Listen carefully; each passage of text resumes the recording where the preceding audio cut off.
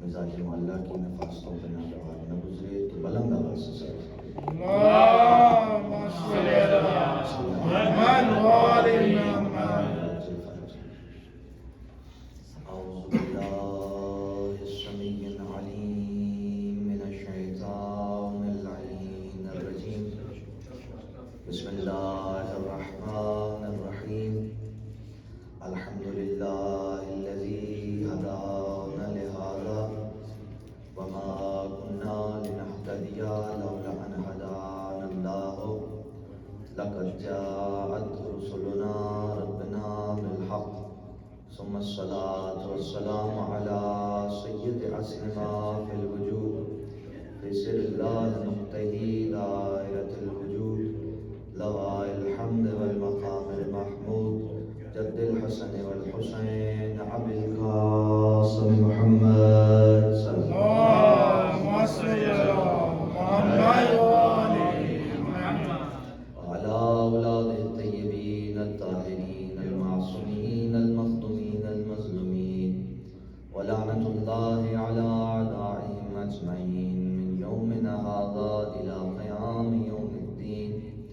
أما بعد فقد قال الله في كتابه المجيد والفرقان الحميد وقوله الحق وهو أصدق الصادقين. بسم الله الرحمن الرحيم. بالبينات والزبر وأنزلنا إليك الذكرى لتبين للناس ما نزل إليهم ولعلهم يتفكرون. صلوات اللهم صل على محمد وآل محمد. بڑے دیگر بلا نواز سے اللهم صل على محمد وآل محمد. قابل قدر عزاداران سید الشہداء اور صدران امام مظلوم کربلا بطفیل چہر معصومین و خصوصاً بصدق عالم حضرت بطول بنت رسول جناب سیدہ فاطمۃ الزہرا سلام اللہ علیہا الزہرا کی جانب سے منعقدہ اس عشر محرم الحرام کی آج چھٹی نشست مجلس ہے اور قرآن کی ہوتے ہوئے اختلاف کیوں ہے کہ عنوان سے گفتگو جاری و ساری تھی. ہم نے سورہ نحل کی آیت نمبر 44 کو سرنامہ سخن قرار دیا جس میں اللہ تعالیٰ اپنے قرآن کی تعریف بیان کرنے کے ساتھ ساتھ افادیت قرآن پر زور دے رہا ہے کہ ہم نے اس قرآن کو دلیلوں کے ساتھ، اس قرآن کو ثبوتوں کے ساتھ، اس قرآن کو براہین کے ساتھ بھیجا. اس قرآن کو ہم نے ذکر بنا کر بھیجا، اس قرآن کو ہم نے تبیان بنا کر بھیجا تاکہ تم اس کو پڑھو اور پڑھنے کے ساتھ اس قرآن کے اوپر فکر کرو. اور بارہا گزشتہ تمام مجالس میں میں بھی وقتاً فوقتاً یہ بتاتا آیا ہوں کہ جو اصل رموز قرآن ہیں، جو اصل فوائد قرآن ہیں، یا یوں کہوں کہ اصل جو قرآن کے سینے میں چھپے ہوئے جواہرات ہیں وہ بغیر تفکر کے حاصل نہیں ہو سکتے. ہمیں قرآن کی گہرائیوں میں غوطہ لگانے کی ضرورت ہے. ہمیں قرآن کے اندر زیادہ ڈیپلی جانے کی ضرورت ہے. جب ہم قرآن کے اوپر تفکر کریں گے تو تفکر کرنے کے بعد ہی ہم کسی ایسے نتیجے پہ پہنچ سکتے ہیں کہ ہم اختلافات سے باہر نکلیں. کیونکہ خداوند کریم سب سے زیادہ زور تفکر پہ دے رہا ہے. میں نے بہت ساری آیات کو پیش کیا کہ جس میں خالق کائنات ذہن انسانی کو جھنجھوڑ کے یہ کہہ رہا ہے کہ تم اس قرآن پہ تفکر کیوں نہیں کرتے؟ کیا میں نے تمہیں بغیر عقل کے خلق کیا ہے؟ افلا تعقلون، کیا تم عقل نہیں لگتے؟ افلا تدبرون، کیا تم تدبر کے ساتھ نہیں آئے؟ یعنی بار بار اللہ کا تفکر کی طرف ہمیں متنبع کرنا اس بات کی دلیل ہے کہ جو اصل فائدہ قرآن ہے وہ تفکر میں ہے. صلوات کے ساتھ اللهم صل على محمد وآل محمد. کل بھی ہم مختلف واقعات پر کہ جہاں پہ اختلاف پایا جاتا ہے قرآنی آیات میں اس کو دلیلوں براہین کے ساتھ جو ہے پیش کرنے کی کوشش کر رہے تھے اور ہماری گفتگو پہنچی تھی معراج پیغمبر پہ، اور جو بہت مشہور ہوا تھا کل دمبے پہ بات ہماری ختم ہوئی تھی، تو آج دوبارہ دمبے شروع نہیں ہونے میں انشاءاللہ دمبے سے ہی دوبارہ شروع کرتے ہیں، اور آپ کی توجہ چاہوں گا کہ کیا کروں اس عقل کا کہ جس کو آسمان سے دمبا آتا تو سمجھ آتا ہے، لیکن نبی کا معراج پہ جانا سمجھ نہیں آتا۔ نبی کا معراج پہ جانا سمجھ نہیں آتا۔ میں نے کہا اس عقل کا بھی میں کیا کروں کہ جب معدے کی بات آتی ہے تو سب اختلاف دور ہو جاتے ہیں، کوئی ایسا بندہ ہمیں نظر نہیں آتا کہ جو چھوٹا سا بھی اختلاف رکھے، سب مانتے ہیں۔ تو عزیزوں، یہ دمبا آیا کہاں تھا، کہاں سے تھا یہ دمبا؟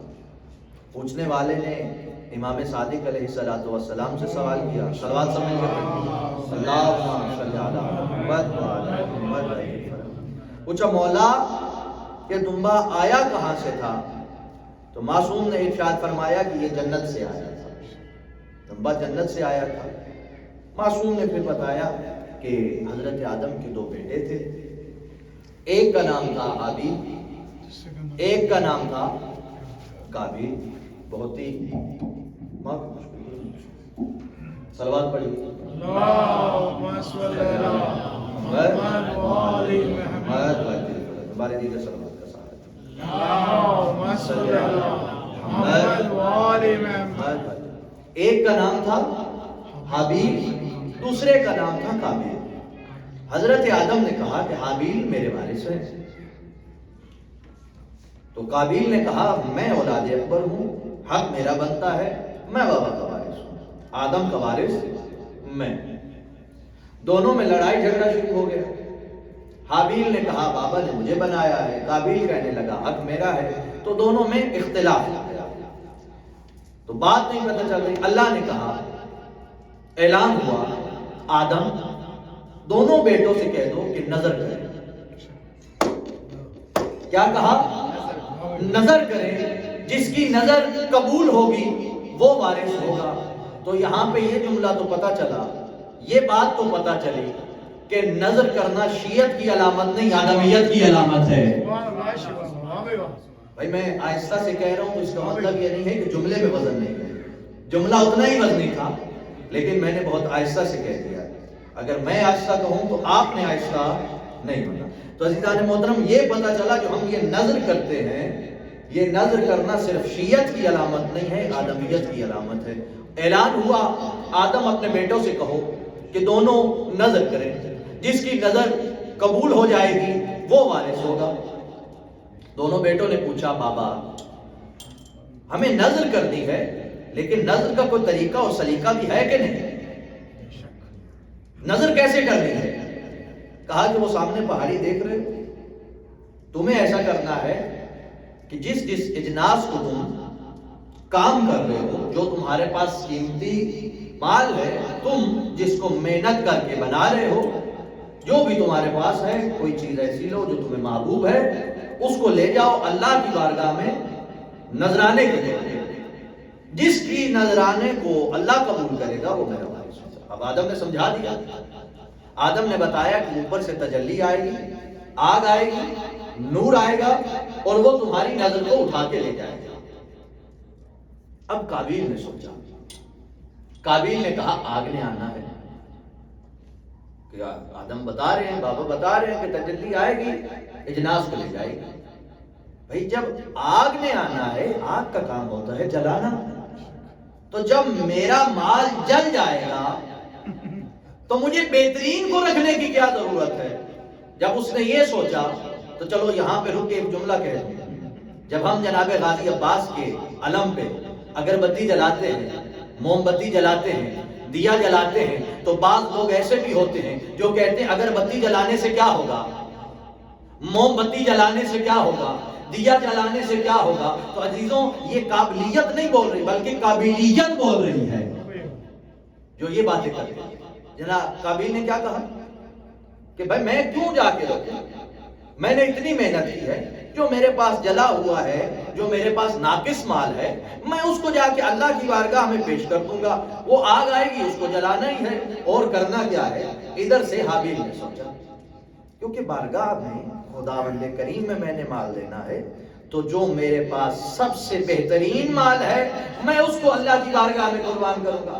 اب جناب حابیل کے پاس جو سب سے بہترین اور سب سے خوبصورت اور سب سے جوان دمبا تھا، جناب حابیل نے اس کو قربانی کے لیے تیار کیا۔ اب دونوں نے جا کے قربانی کو رکھا، اللہ نے جناب حابیل کو قربانی کو قبول کر لیا۔ مولا فرماتے ہیں کہ یہ جو اسماعیل کے دور میں دمبا آیا ہے وہی دمبا تھا جو آدم کے دور میں قبول کیا گیا تھا۔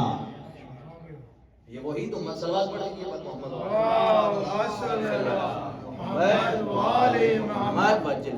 محمد، یہ وہی دمبا تھا جو دور آدم میں قبول کیا گیا تھا۔ تو عزیزوں پتہ چلا جو چیز ہمارے پاس رہ جاتی ہے وہ غارت ہو جاتی ہے، جو چیز اللہ کے پاس چلی جاتی ہے وہ محفوظ ہو جاتی ہے۔ بھائی جب تک پیسہ ہمارے پاس ہے ختم ہو جائے گا، برباد ہو جائے گا، لیکن وہی پیسہ اگر ہم صدقہ کر دیں گے، اللہ کی راہ میں لگا دیں گے تو وہ محفوظ ہو جائے گا۔ جو چیز اللہ کی راہ میں خرچ کر دیں گے وہ محفوظ ہو جائے گی۔ ٹھیک ہے، برسوں کا۔ اب مجھے بتائیے جناب اسماعیل کے دور میں، جناب ابراہیم کے دور میں اور جناب آدم کے دور میں کتنے ہفتوں کا فرق ہے؟ ہفتوں کا تو نہیں ہے۔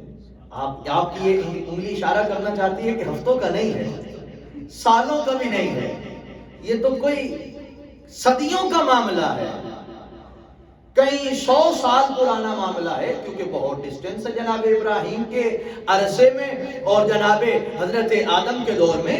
برسوں کا معاملہ ہے، برسوں سالوں کا معاملہ ہے، کئی صدیوں کا معاملہ ہے۔ میں یہاں پہ رک کے ایک بات کہنا چاہتا ہوں کہ قرآن ہمیں ماضی بتاتا ہے اور مستقبل سمجھاتا ہے، ماضی بتاتا ہے، مستقبل سمجھاتا ہے۔ عزیزوں جب میں نے کہا کتنے ہفتوں کا معاملہ ہے، مولوی نے چیخ اٹھا کہ یہ بھائی ہفتوں کا معاملہ نہیں ہے، سالوں کا معاملہ ہے، صدیوں پرانا بات ہے۔ میں نے کہا اچھا مجھے یہ بتا دو کہ جب وہ دمبا آیا تھا تو جھریاں لے کے آیا تھا؟ جب دمبا آیا تھا، چلے میں دمبے کا زیادہ ذکر کروں گا کہ مبشر بھائی اس پہ مسکراتے ہیں، چلے مومن کی مسکراہٹ لانا بھی ثواب ہے۔ ہاں تو دمبے کا کہ دمبا جھریاں لے کے آیا تھا، کمکماتے ہوئے پیروں کے ساتھ آیا تھا، کن قدموں کے ساتھ آیا؟ مولوی پھر چیخ اٹھا نہیں نہیں نہیں، بڑا جوان تھا، بڑا تر و تازہ تھا جب اسماعیل کے دور میں آیا۔ میں نے کہا قرآن اسی وجہ سے تو ہے، ماضی سمجھا، ماضی بتاتا ہے، مستقبل سمجھاتا ہے، ماضی کا قصہ لاتا ہے۔ میں نے کہا کہ جب دمبا آیا جوان تھا، تر و تازہ تھا، کتنی صدیوں بعد آیا لیکن جوان تھا، تر و تازہ تھا، زندہ تھا۔ بھائی جب اللہ دمبے کو زندہ رکھ سکتا ہے، جوان بھی رکھ سکتا ہے، تو وہ ساقی کوثر کے پوتے کو جوان بھی رکھ سکتا ہے، زندہ بھی رکھ سکتا ہے۔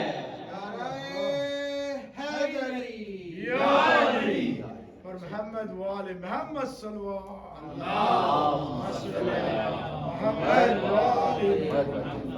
تو وہ اللہ ساقی کوثر کے پوتے کو زندہ بھی رکھ سکتا ہے اور جوان بھی رکھ سکتا ہے۔ اس کے ہاں تو کوئی مشکل نہیں ہے، وہ تو لامحدود قدرت خداوندی کا مالک ہے، وہ تو واجب الوجود ہستی ہے۔ تو عزیزان محترم، بات چل رہی تھی معراج پیغمبر کی۔ میں نے کہا کہ وہ اللہ تمہیں اس دمبے کا آنا یاد ہے لیکن نبی کا جانا سمجھ نہیں آتا۔ اہل سنت والجماعت کے غالب دین جن کا نام کشف الدین یا کشف لکھا ہے کتابوں میں، کتاب کا نام ہے کوكب الدری، اہل سنت والجماعت غالب دین، ان کی روایت پڑھ رہا ہے۔ وہ کہتا ہے کہ جب رسول خدا معراج پہ گئے، واپسی پہ آئے تو انہوں نے بہت سارے واقعات پیش کیے۔ ان واقعات میں سے ایک واقعہ یہ بھی ہے کہ جناب رسول خدا جب معراج پہ گئے تو انہیں بتایا کہ جب میں 5ویں آسمان پہ پہنچا تو میں نے دیکھا ایک دائرہ ہے، ایک سرکل بنا ہوا ہے چاند کا، ایک گول دائرہ ہے جس کے اندر ایک شیر کھڑا ہے۔ میں 5ویں آسمان پہ پہنچا، میں نے قدم آگے بڑھایا، اس نے ہاتھ آگے بڑھایا۔ میں نے جبرائیل سے پوچھا جبرائیل یہ شیر کیا چاہتا ہے؟ جبرائیل نے کہا یا رسول اللہ یہ آپ سے تبرک مانگ رہا ہے، یا رسول اللہ یہ آپ سے تبرک مانگ رہا ہے۔ رسول خدا نے دیکھا، اپنی انگوٹھی اتاری اور اس شیر کو دیکھا۔ رسول خدا جب معراج سے واپس آئے تو رسول خدا نے دیکھا کہ ایک ہاتھ مجھے سلام کے لیے بڑھ رہا ہے۔ جب رسول خدا نے دیکھا، رسول خدا نے پہچانا یہ وہی ہاتھ ہے کہ جس نے بچپن میں کلے اصغر کو چیرا تھا۔ رسول خدا نے دیکھا جو مجھے سلام کے لیے ہاتھ بڑھ رہا ہے یہ وہی ہاتھ ہے جس نے آدم کی توبہ قبول کروائی تھی۔ یہ وہی ہاتھ ہے جس نے موسیٰ کا ہاتھ پکڑ کے دریا سے عبور کروایا تھا۔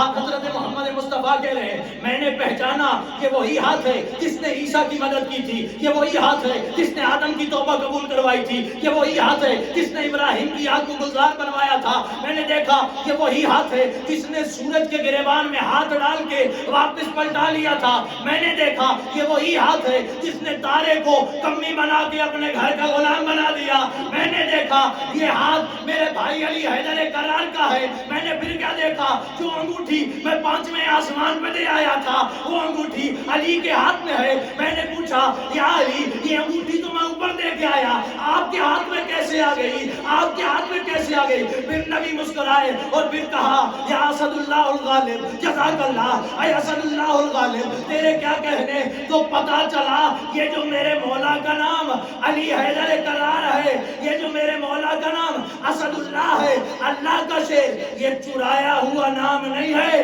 بلکہ آسمان سے آیا ہوا۔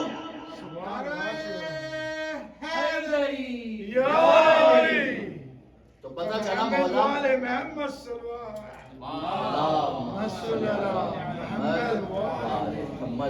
پتہ چلا یہ نام چرایا ہوا نہیں ہے، کیونکہ ناموں کو چرانا لوگوں کا کام ہے۔ کبھی کہیں سے ایڈنگ کی، کہیں سے ایڈنگ کی اور ایک نئی حدیث بن گئی۔ صلوات پڑھ دیجئے محمد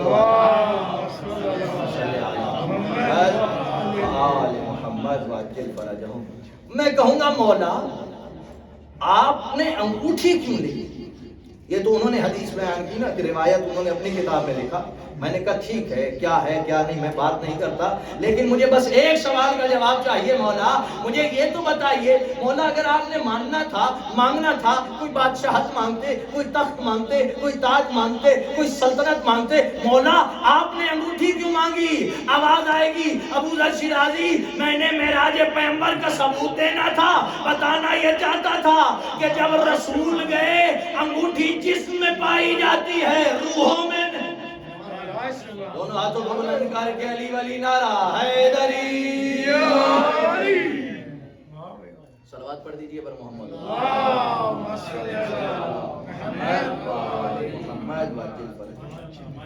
مولا امام حسن مجتبیٰ نے دسترخوان لگایا ہوا ہے۔ سرکار کے دسترخوان پہ ایک شخص آیا، مولا امام حسن مجتبیٰ سے اس نے کہا کہ مولا ایک سوال ہے۔ مولا نے کہا پوچھو کیا سوال ہے؟ کہتا مولا سوال بس یہ پوچھنا چاہتا ہوں کہ یہ بتائیے کہ آپ کے بابا زیادہ سخی تھے کہ حاتم طائی زیادہ سخی تھا؟ مولا سوال یہ بتائیے کہ آپ کے بابا زیادہ سخی تھے کہ حاتم طائی زیادہ سخی تھا؟ مولا نے کہا تو سوال کر رہا ہے تو تو ہی بتا دے کہ تیرے ذہن میں کیا چل رہا ہے۔ کہتے مولا میرے ذہن میں تو یہ ہے کہ حاتم طائی زیادہ سخی تھا۔ مولا نے جلال بھری نگاہوں میں اس کو دیکھا اور کہا مجھ سے پوچھ تو حاتم سے بڑا بخیل اس کائنات میں کوئی نہیں۔ کہتا مولا یہ کیسے؟ حاتم سے بڑا بخیل اس کائنات میں کوئی نہیں ہے۔ حاتم تو اپنے سوالی کو 40 دروازوں سے عطا کرتا تھا۔ مولا نے کہا یہی تو وجہ ہے اس کی وکالت کی، وہ اپنے سوالی کو 40 دروازے ذلیل کراتا تھا۔ کہتا مولا کیسے؟ مولا نے کہا اگر حاتم اپنے سوالی کو پہلے دروازے سے عطا کر لیتا میں سخی مان جاتا، سوالی پہلے دروازے پہ مانگتا، ارے اس کو ضرورت رہ جاتی تو دوسرے دروازے پہ جاتا، ضرورت رہ جاتی تو تیسرے دروازے پہ جاتا، ضرورت رہ جاتی تو چوتھے دروازے پہ جاتا، ضرورت رہ جاتی تو مانگتا 40ویں دروازے پہ پہنچتا تھا۔ ارے میرا بابا علی حیدر کرار تو وہ ہے سوال خالی مانگتا نہیں عطا کر دیتا ہے. جسے میرا بابا عطا کرے میشم بن جاتا ہے. جسے میرا بابا عطا کرے کمبر بن جاتا ہے. جسے میرا بابا عطا کرے سلیمان بن جاتا ہے.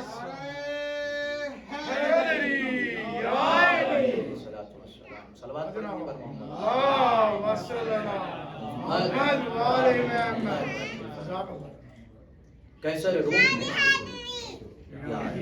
کیسر روم نے چند سوال لکھے فرعون شام. اس نے کہا کہ تمہارا یہ دعویٰ ہے کہ تم رسول اللہ کے سچے جانشین ہو, تو رسول اللہ علم سے مشہور ہیں, تم میرے ان سوالوں کا جواب دو, میں تمہیں نمائندہ محمد مصطفیٰ مان جاؤں. اب سوالوں کا جواب کو جا اور فرعون شام کو جا. بھیا اس کو کھانے سے فرصت ملے گی تو جواب دے گا نا. اس نے کہا سوالوں کو پڑھا کہ بھائی یہ تو بڑے سخت سوال ہیں, ان سوالوں کا جواب. اس کا ایک وزیر اور مشیر بڑا چلاک تھا. اس نے کہا میرے پاس ایک ترتیب ہے کہ کیسر روم بھی خوش ہو جائے گا اور ہماری عزت بھرم بھی بچ جائے گی. اس نے کہا کیا دلیل ہے, کیا راستہ ہے؟ اس نے کہا اپنے ایک زرنگ آدمی کو تیار کرو جو چلاک ہو اور سونے کی لالچ رکھتا ہو. تم اس کو انعام کی لالچ دو اور اس کو کوفہ روانہ کرو اور کہو کہ جب مولا ممبر کوفہ سے سلونی کا دعویٰ کریں, جب سوال و جواب ہونا لگے تو ان سوالیوں میں یہ بھی بیٹھ جائے اور کہے کہ مولا میں اطراف کوفہ میں سے آیا ہوں, آپ کی رعایا خاتمی اور میرے چند سوال ہیں, جواب دیجیے. معاویہ کو یہ بات بڑی پسند آئی. اس نے کہا بھائی ترکیب تو نے بڑی بتائی ہے, کام بھی ہو جائے گا, سانپ بھی مر جائے گا اور لاٹھی بھی نہیں ٹوٹے گی, کام تو بڑا بن جائے گا. خیر اس نے ایک بندے کو ڈھونڈا, اس کو سارا جو ہے سمجھایا کہ میں تمہیں انعام دوں گا, تم نے مولا سے جواب لینا ہے اور پھر میں ادھر بھیج دوں گا. بار کے اختیار ہو گیا, سفر سے آ گیا مسجد کوفہ میں. مولا ممبر پہ بیٹھے, سوال و جواب شروع ہوا, یہ بھی کھڑا ہو گیا. کھڑا ہو کر جس طرح اس نے سمجھایا تھا کہنے لگا مولا اطراف کوفہ سے آیا ہوں, مولا آپ کی رعایا کا آدمی ہوں, میرے مولا چند سوال ہیں, سوالوں کا جواب دیجیے. اب زہرا کا شوہر حسنین کا بابا مسکرا کے کہتا ہے تیرے چلنے سے پہلے جانتا تھا تو چل چکا ہے, تیرے پہنچنے سے پہلے جانتا تھا پہنچ چکا ہے, تیرے کھڑے ہونے سے پہلے جانتا تھا کھڑا ہونے والا ہے. لیکن یاد رکھ آیا منافق بن کے ہے, جائے گا مومن بن کے. مولا نے کہا آیا منافق بن کے ہے لیکن جائے گا مومن بن کے. مولا نے کہا میں سب جانتا ہوں. مولا نے کہا تو کریم امام کے دروازے پہ آ گیا ہے تو ایسا کر, وہ دیکھ میرے دو بیٹے موجود ہیں, سرکار حسن بھی موجود ہیں, حسین بھی موجود ہیں, تو علی کو چھوڑ. اب مولا اس کو سمجھانا کیا چاہتے ہیں کہ جن کے بڑے بڑے جواب نہیں دے سکتے وہ میرے بیٹے بیٹھے ہیں. مولا نے کہا جا دیکھ میرے بیٹے بیٹھے, حسن بھی موجود ہیں, حسین بھی موجود ہیں, چاہے تو حسن سے سوال کر لے چاہے تو حسین سے سوال کر لے. کہتا ہے مولا حسن اور حسین ابھی بچے ہیں. مولا کے چہرے پہ جلال آیا, جلال بھری نگاہوں میں دیکھا, بچے ضرور ہیں لیکن علی کے بچے ہیں, بچے ضرور ہیں لیکن علی کے بچے ہیں. اچھا مولا پھر میں سرکار حسن سے سوال کروں گا. آگے بڑھا, مولا امام حسن مجتبیٰ کے پاس آیا, آگے کہتا ہے مولا چند سوال ہیں. مولا نے کہا کریم ابن عام کے پاس آیا ہے, کریم ابن کریم کے پاس آیا ہے, ایک لطف تجھ پہ میرے بابا نے کیا ہے کہ تجھے میرے پاس بھیج دیا. اب کریم ابن کریم کا اندازہ یہ ہے, کریم ابن کریم کو چاہیے یہ کہ ایک لطف میں بھی تجھ پہ کروں. بابا نے لطف کیا تجھے میرے پاس بھیجا, اب ایک لطف میں تجھ پہ یہ کرتا ہوں, تو مجھے سوال بھی نہ بتا, میں تیرے سوال بھی بتاتا ہوں, تیرے جواب بھی بتاتا ہوں. مولا نے کہا میں تیرے سوال بھی بتاتا ہوں, جواب بھی بتاتا ہوں. اب شاعر نے یہی منظر, یہی مولا کا مکالمہ دیکھا اور شاعر نے قلم اٹھایا. شاعر نے لکھا شریعتوں کا مکمل نصاب لیتا جا, ضعیف بن کے آیا ہے شباب لیتا جا. شریعتوں کا مکمل نصاب لیتا جا, ضعیف بن کے آیا ہے شباب لیتا جا. غلام زیادہ نہیں امام زیادہ ہے, سوال ذہن میں رکھ جواب لیتا جا. محمد بلندتر صلوات. اللہ کہا سوال ذہن میں رکھ اور جواب لیتا جا، میں تجھے تیرے سوال بھی بتاؤں گا، تیرے سوالوں کا جواب بھی بتاؤں گا۔ اب کریم امام نے کہا تیرے سوالوں میں سے پہلا سوال یہ ہے کہ حق اور باطل میں کتنا فرق ہے، تیرا دوسرا سوال یہ ہے کہ مؤنث حقیقی کی علامتیں کتنی ہیں، تیرا تیسرا سوال یہ ہے کہ کون سی ایسی چیزیں ہیں، کون سی ایسی 10 چیزیں ہیں جو ہر چیز ایک دوسرے سے وزنی اور طاقتور ہے، جس کے مقابلے میں دوسری چیز اس سے زیادہ طاقتور ہے۔ مولا نے کہا تیرے پہلے سوال کا جواب یہ ہے کہ حق اور باطل میں 4 انگلیوں کا فرق ہے، حق اور باطل میں 4 انگلیوں کا فرق ہے۔ پھر مولا نے مؤنث حقیقی کی علامتیں بتائی کہ جو عربی کتب میں موجود ہے۔ اس کے بعد مولا نے بتایا کہ تیرا جو تیسرا سوال ہے کہ کون سی ایسی چیزیں ہیں 10 جو ہر ایک چیز دوسرے سے زیادہ طاقتور ہے، مولا نے کہا اس کائنات میں سب سے زیادہ سخت چیز پتھر ہے، جو سب چیزوں کو توڑ دیتی ہے، پتھر سے سخت اس کائنات میں کوئی شے نہیں ہے۔ پھر مولا نے کہا پتھر سے سخت لوہا ہے جو پتھر کو بھی توڑ دیتا ہے۔ تھوڑی سی توجہ چاہوں گا، مولا نے کہا سب سے زیادہ سخت پتھر ہے جو سب چیزوں کو توڑنے کی صلاحیت رکھتا ہے، لیکن پتھر سے زیادہ سخت لوہا ہے جو پتھر کو بھی توڑ دیتا ہے۔ لوہے سے زیادہ سخت آگ ہے جو لوہے کو بھی پگھلا دیتی ہے۔ آگ سے زیادہ سخت پانی ہے جو آگ کو بھی بجھا دیتا ہے۔ پانی سے سخت بادل ہے جو پانی کو بھی اٹھا لیتا ہے۔ بادل سے سخت ہوا ہے جو بادلوں کو بھی چلاتی پھراتی رہتی ہے۔ ہوا سے سخت ملکہ ہوا ہے جس کے حکم سے ہوا چلتی ہے۔ ملکہ ہوا سے سخت ملک الموت ہے جس نے ملکہ ہوا کو موت دینی ہے، اور ملک الموت سے سخت اللہ کا امر ہے جس کے حکم سے ملک الموت کو بھی موت آنی ہے، اور وہ اللہ کا امر ہم 14 محمد اور آل محمد ہیں۔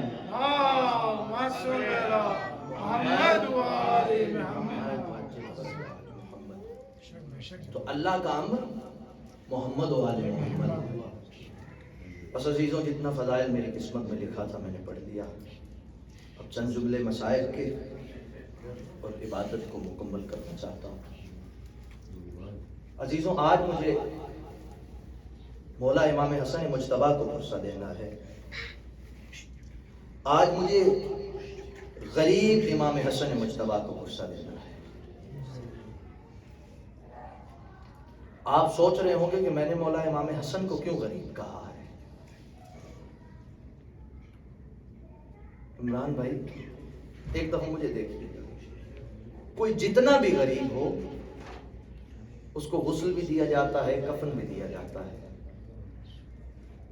آپ نے جتنے بھی جنازے دیکھے ہوں گے کفن کے بعد قبرستان میں دفنائے جاتے ہیں، لیکن مولا حسن کا وہ واحد جنازہ ہے جو جب گھر سے نکلا ہے تو سفید تھا کفن، لیکن جب واپس آیا ہے تو وہ سفید سرخ میں بدل چکا تھا۔ مسلمانوں نے مولا امام حسن مجتبیٰ کے جنازے کی بے حرمتی کی۔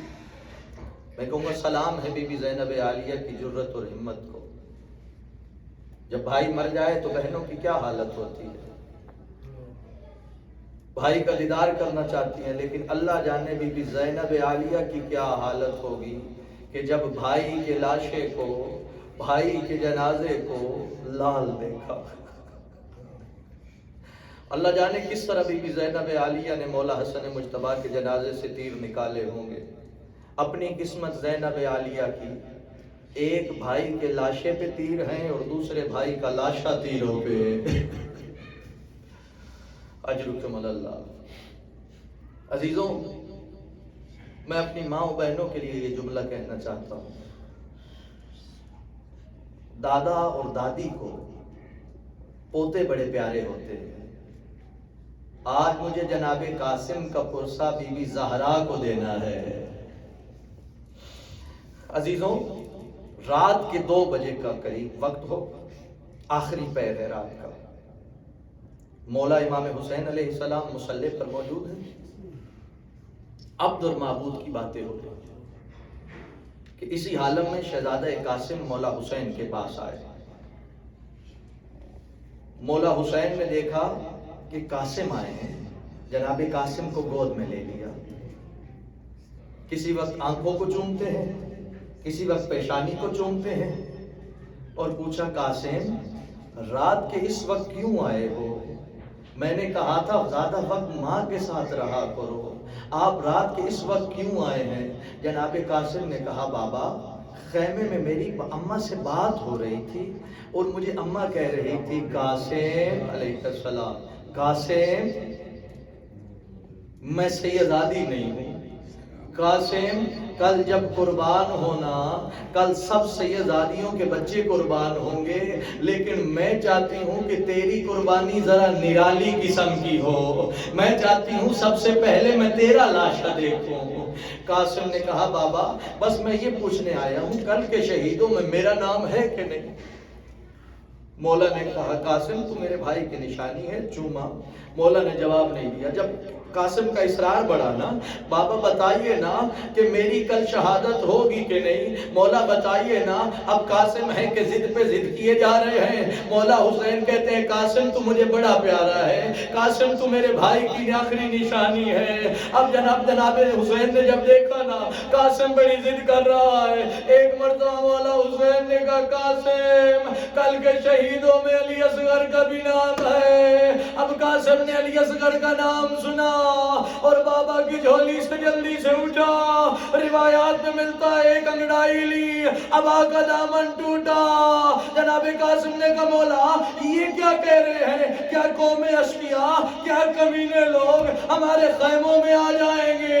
جب یہ منظر دیکھا مولا حسین نے، جناب قاسم پہ بڑا پیار آیا، جلدی سے قاسم کو کلیجے سے لگایا اور کہا قاسم تیری زندگی میں کسی کی یہ جرت نہیں ہے کہ کوئی خیموں میں آ جائے، قاسم میں علی اصغر کو خود میدان میں لے جائے۔ اجرکم اللہ، اجرکم اللہ۔ شرما کے مت روئیے گا، کوشش کیجئے گا کہ یہ آنکھوں کے جو آنسو ہیں بخشش کا سفینہ بن جائے۔ جناب قاسم آئے، اماں کو سلام کیا، کہا قاسم لال ابھی تک زندہ ہو؟ کہا اماں میں آخری سلام کرنے کے لیے آیا ہوں۔ جب چلنے لگے جناب قاسم، بی بی نے ام فروہ نے کہا رکو قاسم۔ جناب ام فروہ جناب قاسم کو لیا اور بی بی زینب عالیہ کے پاس آئی۔ بی بی زینب عالیہ کہا کہ بی بی آپ بھی ملکہ ہیں، آپ کی والدہ بھی ملکہ عالم تھی۔ بی بی میں نوکرانی ہوں، لیکن بی بی میں نے مولا امام حسن کا امامہ سنبھال کے رکھا ہوا ہے، میرا دل ہے کہ مولا حسین قاسم کے سر پہ مولا حسن کا امامہ رکھے۔ اب شہزادی نے امامہ لیا، قاسم کا ہاتھ پکڑا، وہاں پہ آئی جہاں پہ مولا حسین کھڑے تھے، کہا بھیا ایک مرتبہ قاسم کو حسن کی شبیہ بنائیے۔ مولا حسین نے قاسم کو امامہ بنایا، سیدانیوں نے ماتم شروع کیا۔ آئے قاسم کی عمر ابھی بڑی چھوٹی تھی، 12 یا 13 برس شہزادے کی عمر تھی۔ مولا حسین نے اٹھا کے گھوڑے پہ رکھا۔ روایات میں ملتا ہے کہ شہزادہ قاسم کو مولا حسین نے جب زرہ پہنائی تو قاسم سے زرہ بڑی تھی، ایک قاسم کو زرہ پہنائی، پھر دوسری پہنائی، پھر تیسری پہنائی، لیکن قاسم کو کوئی زرہ پوری نہ آئی۔ قاسم نے کہا مولا مجھے بغیر زرہ کے جانے دیجئے۔ قاسم بغیر زرہ کے آئے۔ اجرکم اللہ، اجرکم سیدہ۔ جناب قاسم نے اجازت لی، جناب قاسم میدان میں آئے۔ عمر سعد نے ارزق کو کہا ارزق دیکھ حسن مجتبیٰ کا یتیم آ رہا ہے، علی کا پوتا آ رہا ہے، جا اس سے مقابلہ کر۔ ارزق نے کہا عمر سعد تو میری توہین کر رہا ہے، میں 1000 کے ساتھ اکیلا لڑنے والا ہوں، یہ 12-13 برس کا بچہ ہے، میں اس سے کیسے جنگ کروں؟ جب ارزق نے یہ فخریہ کہا اس کے لیے تو میرا بچہ کافی ہے، اس ننھے جوان کے لیے تو میرا بچہ کافی ہے۔ ارزق نے بیٹے کو اشارہ کیا، اس کا بیٹا تلوار لہراتا ہوا آیا، جناب قاسم نے ناد علی پڑھی اور حملہ کیا، اس کو واصل جہنم کیا۔ اس نے دوسرے بیٹے کو بھیجا جا قاسم کا کام تمام کر۔ اس کا دوسرا بیٹا تلوار لہراتا ہوا آیا، جناب قاسم نے یا علی کہہ کے اس کو بھی واصل جہنم کیا۔ جب دیکھا دونوں بیٹے مارے گئے ہیں، دونوں بیٹوں کو کہا اب مل کے حملہ کرو۔ اب قاسم پہ ان دونوں نے حملہ کیا، لیکن قاسم علی کے پوتے تھے، حسن کے یتیم تھے، ذوالفقار کے وارث تھے۔ حسن کے یتیم نے ایسا وار کیا، دونوں کو واصل جہنم کیا۔ اب ارزق نے جب یہ دیکھا چارے بیٹوں مارے جا چکے ہیں، اب ارزق نے تلوار نکالی اور لہراتا ہوا گراتا ہوا قاسم کی طرف بڑھا. ادھر سے غازی عباس کھڑے تھے. مولا حسین کے قدموں پہ ہاتھ رکھا اور کہا مولا مجھے اجازت دیجئے اس حرامی کو میں جواب دیتا ہوں اور میرا قاسم ابھی بچہ ہے. مولا نے کہا عباس ہاتھوں کو بلند کرو میں دعا کرتا ہوں. مولا حسین نے دعا کی میرے اللہ میرا قاسم 3 دن سے بھوکا اور پیاسا ہے. میرے اللہ میرے قاسم کی حفاظت کر. قاسم نے یا علی پڑھا اور حضرت کو واصل جہنم کیا. اب عمر سعد نے کہا وہ یہ حسن کا یتیم ہے علی کا پوتا ہے چاروں طرف سے حملہ کرو. اب قوم اشیاء نے حملہ کیا. ایک لعین نے قاسم کے سر پہ گرز مارا. اب قاسم زین پہ نہ سنبھلے. جب تک قاسم زین پہ تھا قاسم تھا لیکن جب زمین پہ آیا تقسیم ہو گیا. کہا بابا میرا آخری سلام. مولا حسین جلدی سے قاسم پہ پہنچے. زیارت نہیہ میں امام زمانہ کہتے ہیں میرا سلام ہو اس شہید پہ کہ جس کی دائیں پسلیاں بائیں چلی گئی اور بائیں پسلیاں دائیں. حاضرکم اللہ. مولا جلدی سے آئے. جس کمینے نے شہزادے پہ وار کیا تھا مولا نے اسے واصل جہنم کیا. اب ہونا کیا تھا کہ مشرق کی فوج مغرب مغرب کی فوج مشرق دوڑی. قاسم کا لاش پامال ہوا. زہرا کا غریب بیٹا لاشا قاسم پہ آیا اور کہا قاسم میں نے تیری اماں سے وعدہ کیا ہے میں آپ کی لاش لے کے آؤں گا لیکن قاسم یہ لاش اٹھانے والی نہیں ہے. قاسم میں کیسے لے جاؤں. اب غریب نے ابا کو بچھایا. کوئی ٹکڑا کہیں سے اٹھایا کوئی ٹکڑا کہیں سے اٹھایا.